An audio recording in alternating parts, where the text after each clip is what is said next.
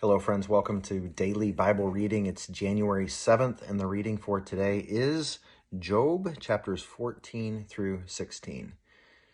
The dialogue, the discourse, the contention, the oral arguments continue between Job and his companions.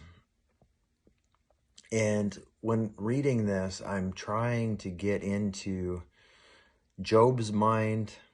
I'm trying to understand his perspective. I'm trying to understand the perspective of his friends. And I'd love to learn God's perspective as well.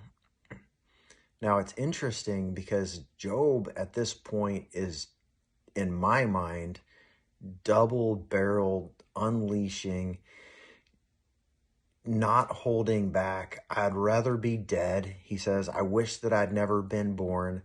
I have no hope. And he goes, what's interesting, he goes from talking to his companion, to like a prayer. It's like he transitions.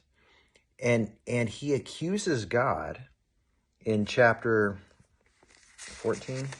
Yeah, at the end of chapter 14, he says, you destroy a man's hope. And the religious guy inside of me that I'm trying to get rid of with all of my might, who, growing up in church and is like, oh, how dare you defame God? How dare you accuse God? God is able to defend himself, right? He does not need us to be his defender. Certainly, he wants us to stand up for the truth sometimes. But in this situation, Job is going directly to God. And you know what?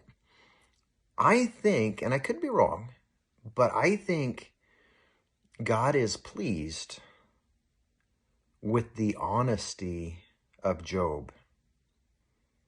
When Job says to God, you have destroyed my hope.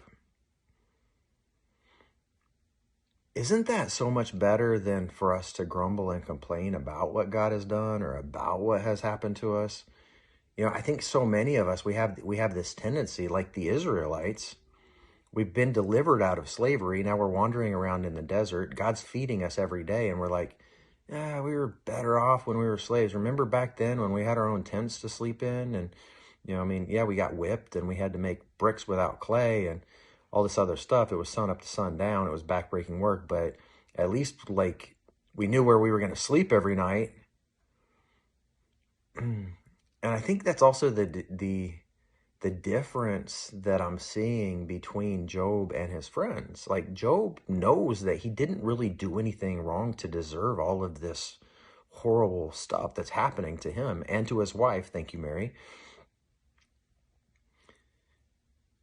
His friends don't have any proof of accusation. They didn't see him do anything wrong.